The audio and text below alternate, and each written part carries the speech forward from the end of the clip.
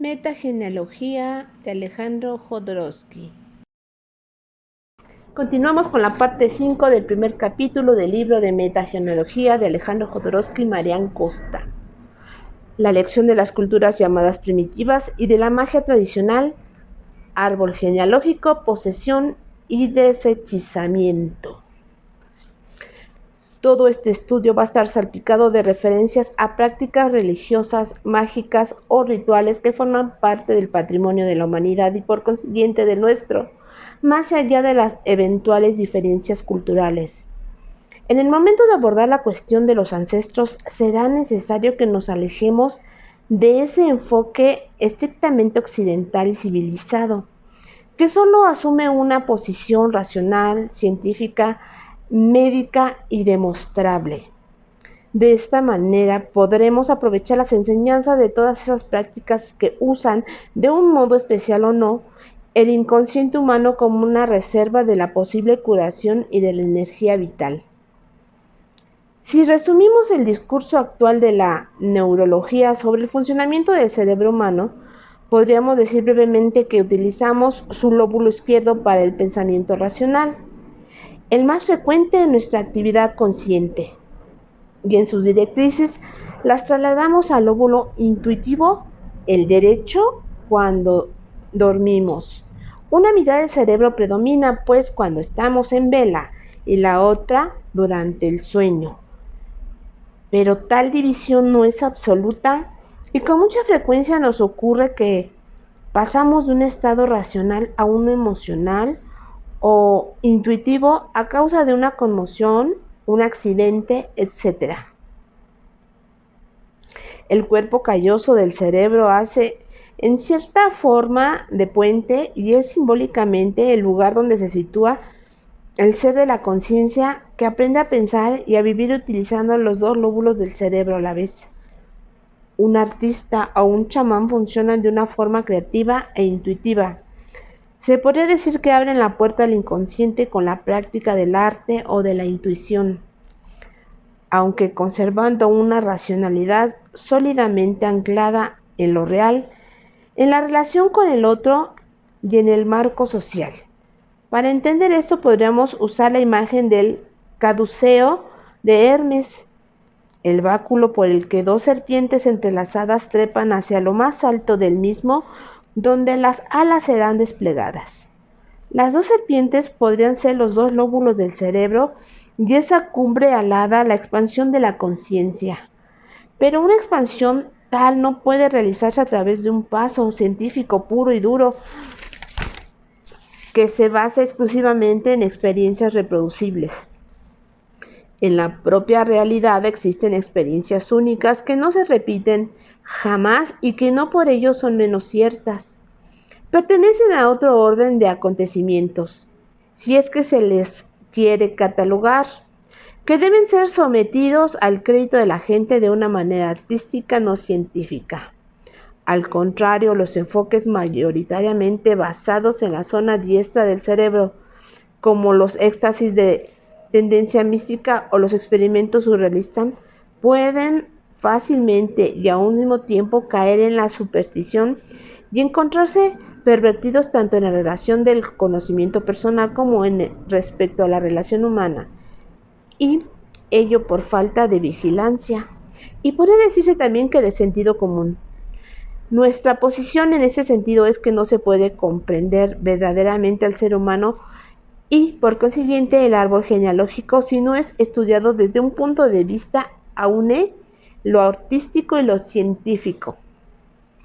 Si aceptamos que la realidad y sueño, esas dos instancias del cerebro humano, están en verdad íntimamente mezcladas, podremos disponer de la posibilidad de utilizar una estrategia de comprensión y de resolución de problemas que consiste en considerar racionalmente la realidad como un sueño. Es decir, preguntarse ante una situación traumatizante o que no podemos resolver, ¿por qué estoy soñando esta situación? Ese paso de una perspectiva a otra puede resultar formidablemente fructífero si la persona ha integrado los dos aspectos de sus capacidades cognitivas. Igualmente, desde esta misma perspectiva, se hace posible soñar despierto con una determinada situación, o sea, imaginar un desenlace ideal o una solución inédita cuya influencia se hará sentir enseguida en la realidad. Podemos también señalar que numerosas prácticas religiosas, como las de la tradición Bon del budismo tibetano, animan a trabajar sobre el sueño lúcido, es decir, sobre la capacidad que en estado de vigilia tiene la conciencia para penetrar en el universo de los sueños y controlar su desarrollo. El objetivo del sueño lúcido no es fabricar artificialmente sueños dignos de una película de gran presupuesto. Puede servir más bien para resolver angustias muy profundas. Por ejemplo, ante una pesadilla recurrente podríamos proponernos enfrentar el objeto terrorífico que nos acosa. Un monstruo, una perspectiva de un accidente, un agresor, el cual en realidad no es más que una instancia de nuestro inconsciente, y dirigirnos a él por medio de una fórmula del tipo: ¿qué quieres de mí? Aquí estoy, a tu disposición. Y este objeto aterrorizante se revela entonces como una fuerza de las profundidades que viene a entregarnos un mensaje valioso. De igual manera, también nos podemos proponer simbólicamente experimentar el estado de ingravidez volando sobre un lugar, atravesar una pared o sobrepasar los límites de la atmósfera. Es decir, practicar con ejercicios que tengan como objetivo desligarnos de nuestro espíritu estrictamente racional y unirnos así al inconsciente profundo, el gran depósito de los saberes de la humanidad. La aportación que las culturas llamadas primitivas hacen en este sentido es particularmente pertinente si estamos interesados en un fenómeno como la posesión. La posesión clásica consiste, en el caso del poseído, en abandonar su propio ego, su personalidad y plegarse ante un arquetipo que ha acudido a él para habitarle, haciéndose con el control de sus pensamientos, de sus palabras y de sus actos. En las religiones de posesión, como el culto a los Loa del vudú afrohaitiano o los de Orisha del culto cubano que de él derivan, existe un panteón compuesto por diferentes dioses, cada uno de ellos determinando por una conducta, un atributo o un poder muy definidos y por un carácter, un aspecto o un ritmo singulares. Barón Samedi, Azteca Tonré, Ogú, Eleguá, Changó, Ogún Areré, Obatalá, Yemayá, Ochún, etc., son espíritus o divinidades con características que la persona se presta a ser poseída. No tiene en su estado normal. Durante el ritual religioso, el oficiante adopta la configuración del arquetipo, se olvida de él mismo y de sus características personales y adopta las características de la divinidad o arquetipo que lo posee. La distancia entre la individualidad corriente de este poseído voluntario y la personalidad que asume durante el ritual puede ser tan grande que incluso cambie su sexo. Y si la persona es medium, podría hacer pasar por muertos, es decir, que hablen a través de ella y que éstos la posean para poder expresarse. Las culturas chamánicas manifiestan también sus propios fenómenos de posesión en los que una entidad se expresa a través de un sacerdote, el cual puede, por ejemplo, dejarse visitar por el espíritu de un animal, de una planta o de una deidad. En el chamanismo, esta posesión es elegida por una persona dotada de competencias muy refinadas, mientras que en el vudú no importa quién pueda ser poseído, que en ocasiones lo es incluso en contra de su voluntad. La diferencia entre un poseído y un actor es mínima. Consiste esencialmente en que el actor sabe que encarna un personaje, mientras que el poseído es el personaje durante todo el tiempo de la posesión. Ha sido invadido. Las familias actúan también con posesión.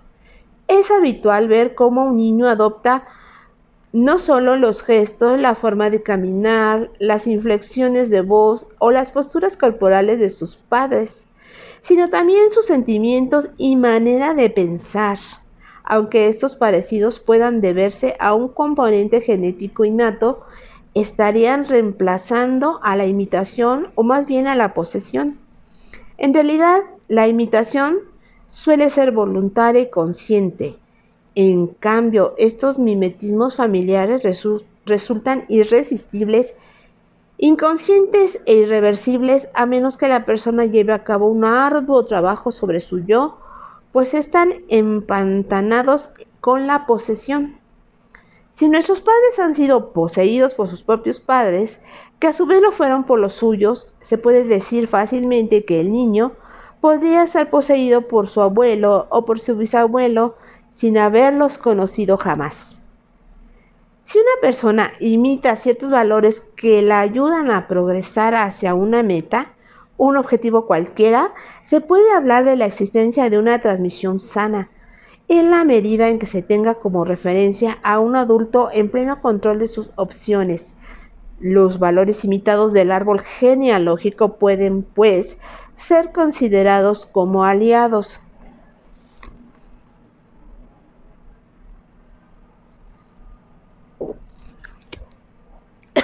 Perdón. Pero si las características de quien posee priman sobre las del poseído y lo conducen no a su realización personal, sino hacia la propia del personaje que él está reproduciendo, lo que sucederá es una desposesión de él mismo en favor de los intereses o de los personajes poseedores. También es frecuente los consultantes que se quejan de una fuerte autodesvalorización, de una mala imagen de sí mismos cuando tal abuelo o abuela ocupan en el árbol genealógico el lugar del héroe. Es decir, el modelo queda por encima de la persona a la que ha poseído. Podría ser que una persona condenada a llevar la identidad de un ancestro muerto trágicamente o que siempre estuvo enfermo no llegue a salir nunca de su rol sacrificial. La psique infantil tiende a integrar y duplicar los sentimientos, las ideas, los deseos y los actos de otras personas. Este proceso de duplicación está muy vinculado con la fascinación. Cuando un ego más poderoso, el del adulto, se enfrenta a otro menos potente, el del niño, el más vulnerable de los dos copia al otro. Ese ego más poderoso bien podría ser el de un antepasado, en cuyo caso la mencionada fascinación durará generaciones. Ese mismo proceso vuelve a ponerse luego en marcha cuando en la edad adulta se cae en las garras de personas que se dedican a apropiarse del ego de otras, estafadores, falsos gurús o jefes sedientos de poder, según como esté más o menos liberado de las posesiones de su árbol genealógico, uno será más o menos vulnerable a este tipo de posesión. Es normal que cuando una persona adulta se encuentra en una situación en la que no se reconoce a sí misma, se sienta totalmente bloqueada y no consiga llevar a cabo los cambios deseados. Es muy probable que una o varias posesiones transgeneracionales se hayan puesto en marcha, por lo cual le sería conveniente esclarecerlas y desactivarlas. Un ejemplo: una mujer ha tenido un padre ausente y débil y una madre dominante que atendió todos los asuntos de la casa. Esa mujer acabó casándose con un hombre cuyo padre ejerció su poder, pero cuya madre resultó fría y distante. Cada uno de ellos buscaba en la familia del otro el elemento que les faltaba. Inconscientemente, la esposa proyectaba sobre su suegro al padre ideal, mientras que el marido quería ser adoptado por su suegra, más cercana y atenta que su propia madre. En el mismo momento que se conocieron, ambos se enamoraron del arquetipo que poseía al otro. La esposa se enamoró del padre fuerte que poseía a su esposo, que en realidad estaba aplastado por ese padre tiránico, y el marido por la madre dulce que poseía a su mujer, que en realidad estaba resentida con su padre y con los hombres en general. Algunos años más tarde, aquella pareja en plena crisis vino a consulta al no poder comprender de qué manera el idilio que habían disfrutado en un principio había dado lugar a un verdadero infierno conyugal. El estudio de los dos árboles genealógicos los ayudó a emerger de esa doble posesión y a encontrar una relación auténtica. Esclarecer el árbol puede ser indispensable para desactivar esas posesiones. A veces tan solo la toma de conciencia es capaz de favorecer e impulsar el desalojo de determinados hábitos emocionales, corporales, creativos o sexuales, e incluso creencias instaladas durante muchos años en el afectado.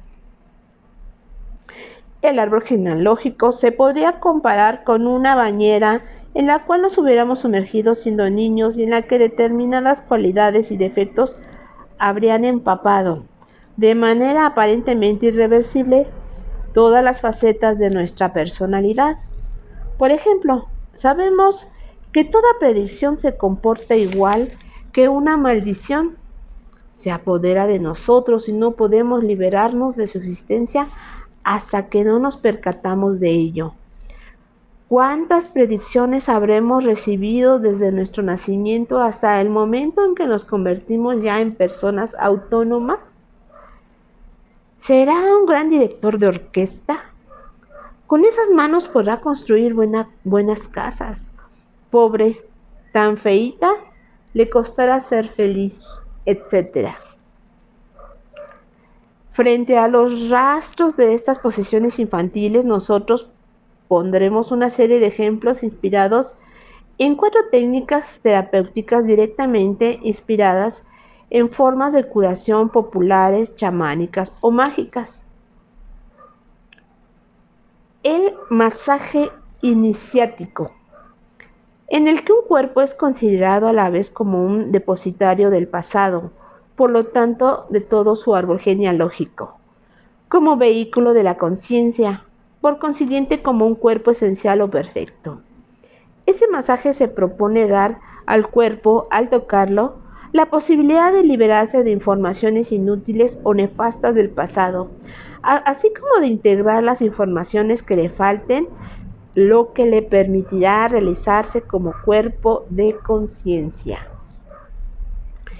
El psicorritual, que consiste en interpretar como si fuera en un teatro y junto con personas de tu confianza, una situación destinada a sanar las marcas del pasado. Como veremos más adelante, el psicorritual principalmente concierne a nuestra gestación y a nuestro nacimiento. Esta puesta en escena, que se debe preparar y llevar a cabo con sumo cuidado, no tiene como finalidad repetir las informaciones negativas, sino más bien integrar, en la medida de lo posible, los valores que nos faltan.